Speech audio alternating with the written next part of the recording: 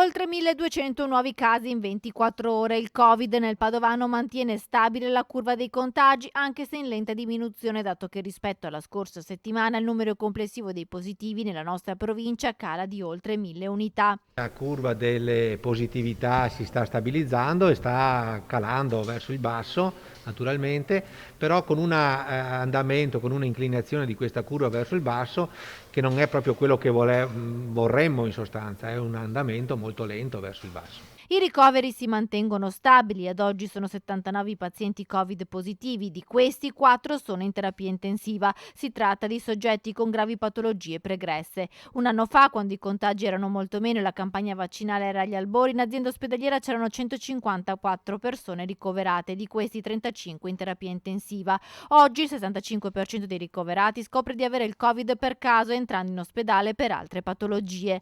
La fascia d'età dove si registra il maggior numero di contagi è quella degli over 65, per questo la quarta dose, che al momento registra numeri bassi di adesione, è consigliata. Quindi l'invito è: facciamo questa quarta dose. Invito anche alla prudenza in vista, insomma, di questi giorni di Pasqua.